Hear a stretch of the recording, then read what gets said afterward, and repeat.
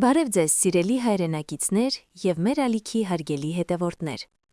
Նախքան այսօրվա հուզիչ պատմությանն անցնելը, խնդրում եմ ձեզ, մեկնաբանություններում գրեք, թե աշխարհի որ ծայրից եք մեզ հետևում։ Մեզ համար շատ կարևոր է զգալ մեր միասնականությունն ու կապը։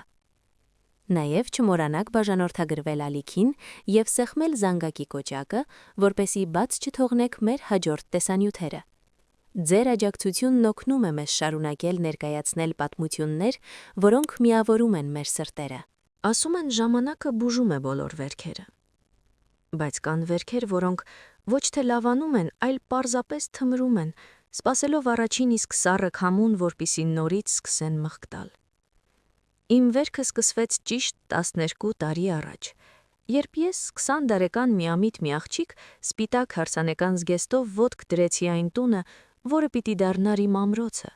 բայց դարձավ իմ բանտը։ Արմենն ինձ սիրում էր։ Սիրում էր այնպես, ինչպես միայն հայ տղամարդն է կարողանում, լուռ, բայց անմնացորդ։ Իսկ ահա հայրը Վարուժանը,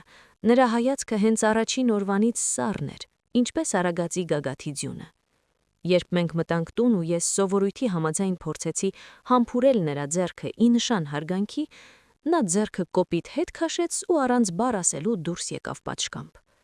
Ոչ մի օժնանք, ոչ մի բարով ես եկել աղջիկս։ Տարիներն անցնում էին, ես փորձում էի լինել կատարյալ հարս, արթնանում էի արևից շուտ, տունը փայլեցնում էի, թարմ թանապուրն ու խորովածը միշտ սեղանին էին։ Բայց Վարուժանը միշտ դժգոհ էր։ Կամ սուրճն էր դառը, կամ հացն էլ պաղ, կամ էլ «Էս աղջիկա հորից ոչ մի օգուտ չկա»։ Նա ինձ չէր տեսնում որպես մարդ, ես նրա համար ընդամենը մի օտար մարմին էի, որը եկել ու խլել էր իր միակ որդուն։ Ամենածանրը դարձավ այն ժամանակ, երբ ծնվեց մեր փոքրիկը, Նարեկը։ Ես հույս ունեի, որ թոռան լացը կփափկեցնի քարացած սիրտը, բայց ոչ, նա նայում էր երեխային ու ասում. «Դե մոր կողմին է քաշել, մեր գենից բան չունի»։ Այդ խոսքերը դանակի պես սիրտս էին կտրում, բայց ես լռում էի հանուն Արմենի, հանուն խաղաղության։ Բայց ճակատագիրը դաժան գտնվեց մեր հանդեպ։ 3 տարի առաջ մի մութ ձմեռային գիշեր Արմենը աշխատանքից տուն վերադառնալիս վթարի ենթարկվեց։ Այն սարսափելի զանգը մինչև հիմա հնչում է ականջներումս։ Հիվանդանոցի միջանցքները, դեղահոտը և վերջապես բժշկի լռությունը։ Ես կորցրեցի իմ աշխարհը։ Իմ Արմենը չկար։ Այդ օրվանից տանը տիրեց գերեզմանային լռություն։ Ես սգի մեջ էի, Նարեկը դեռ չէր հասկանում ուր է հայրիկը, իսկ Վարուժանը, նա կարծես վերջնականապես կորցրեց մարդկային դեմքը։ Նա ինձ էր մեղադրում. «Դու բախտ չունես, դու բերեցիր ես դժբախտությունը մեր գլխին», շշնջում էր նա, երբ Արմենի 40-ն էլ չէր լրացել։ Վերջին կաթիլը սակայն եղավ մի քանի ամիս անց։ Ձմեռ էր, շատ ցուրտ։ Նարեկը ծանր հիվանդացավ, թոքաբորբ։ Երեխան հալվում էր աչքիս առաջ, բարձր ջերմության մեջ զառանցում էր ու հորն էր կանչում։ Մեզ շտապ գումար էր պետք վիրահատության և թանկարժեք դեղերի համար, որոնք մեր գյուղում ու նույնիսկ մոտակա քաղաքում չկային։ Ես ծախեցի իմ բոլոր ոսկիները, հարսանեկան մատանիս, բայց դա հերիք չէր։ Ես գիտեի, որ Վարուժանը խնայողություններ ուներ։ Նա տարիներով գումար էր հավաքել Արմենի համար մեքենա առնելու կամ տունը նորոգելու համար։ Ես մոտեցա նրան, ծնկի իջա։ Արցունքներս խեղդում էին ինձ։ «Հայրիկ, աղաչում եմ», ասացի ես սեղմելով նրա սառը ձեռքերը։ «Նարեկը մեր միակ հիշատակն է Արմենից, օգնիր փրկել նրան։ Ես ամեն ինչ հետ կտամ, կաշխատեմ օր ու գիշեր, միայն թե երեխաս չմեռնի»։ Նա նայեց ինձ իր այդ նույն սառը անտարբեր հայացքով։ Նրա դեմքի ոչ մի մկան չշարժվեց։ «Էդ փողերը Արմենինն էին», ասաց նա դանդաղ։ «Իսկ դու արդեն կործանեցիր իմ որդուն։ Ես չեմ տա իմ վերջին ունեցածը մի երեխայի համար, որը նույնիսկ մեր տոհմին նման չէ։ Դու դեռ ջահել ես, կգնաս ուրիշի հետ կապրես, իսկ ես ում մնամ։ Գնա, ինձնից փող չուզես»։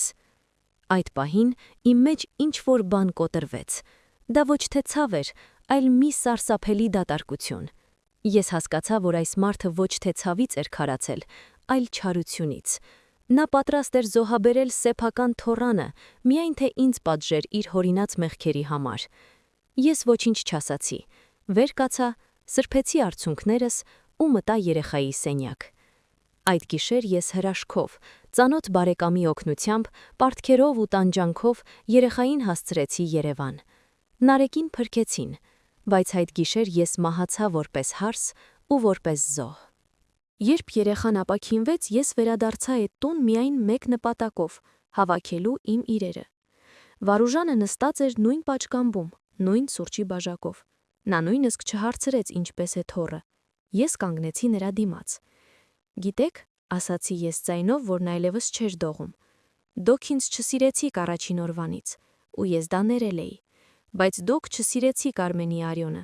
դա վերջին կաթիլն էր։